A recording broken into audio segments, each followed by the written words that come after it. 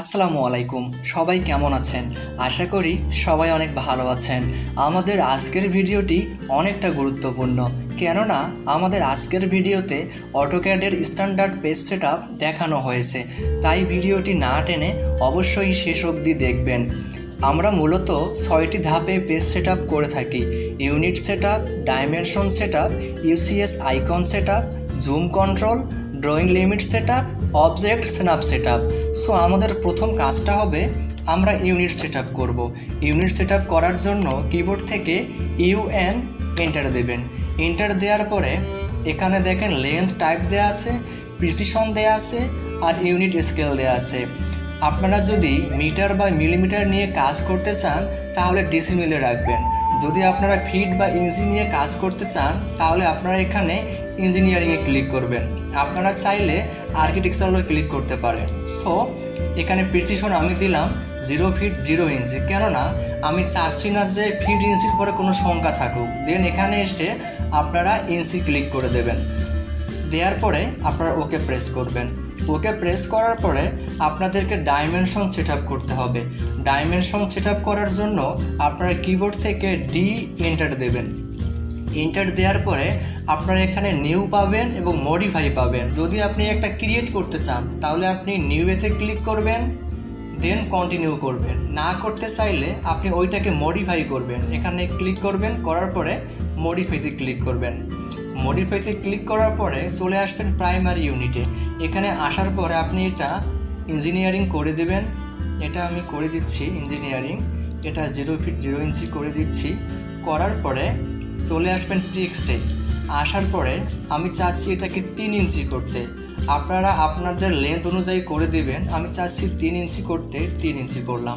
দেন স্যাম্বল of অ্যারোসে এসে এখানে আমি এটা চাচ্ছি 3 ইঞ্চি, আমি এটাও 3 ইঞ্চি দিয়ে দিলাম। দেওয়ার পরে লাইনের মধ্যে ক্লিক করলাম, করার পরে এটাও 3 ইঞ্চি দিয়ে দিলাম। দেওয়ার পরে এখানে দেওয়া আছে এক্সটেন্ড বিয়ন্ড, এখানে ক্লিক করলাম, এটাও 3 ইঞ্চি দিয়ে দিলাম। একটা বিষয় মনে রাখবেন, আপনারা টেক্সটের মধ্যে যত সাইজ দেবেন আপনারা মনে রাখবেন যে সবখানে সেম সাইজ দেওয়ার চেষ্টা করবেন।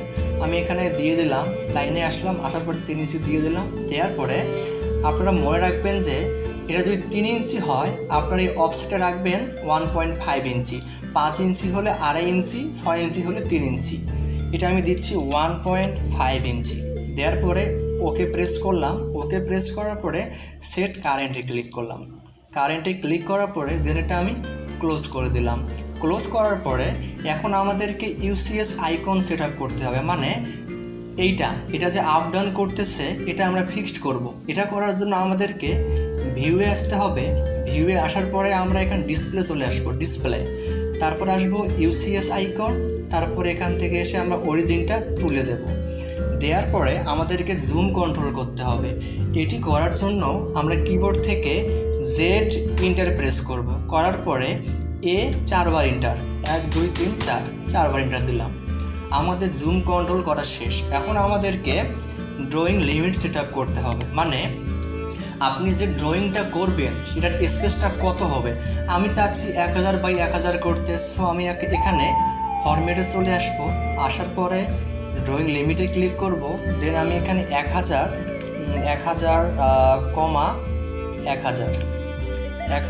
দেন এন্টার। দেন অ্যাট লাস্ট আমরা চেক করে দেখব আমাদের যে অবজেক্ট সেটআপটা আছে ওইটা ঠিক আছে কি না।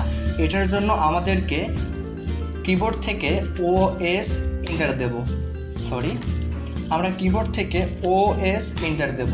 এন্টার দেওয়ার পরে যদি কোনো কিছু মিসিং থাকে এখানে আপনারা সিলেক্ট অল করে দেবেন। সাপোজ এটা মিসিং আছে, আপনারা এখানে সিলেক্ট অল করে দেবেন। দেওয়ার পরে দেন এখানে ওকে প্রেস করবেন। ওকে প্রেস করার পরে আপনাদের মূলত ইউনিট সেটআপের কাজটা শেষ। যদি ভিডিওটি এতটুকু ভালো লেগে থাকে অবশ্যই লাইক, কমেন্ট, শেয়ার এবং সাবস্ক্রাইব করে পাশে থাকা বেল আইকনে ক্লিক করে দেবেন। পরবর্তী ভিডিও দেখার অনুরোধ রইল।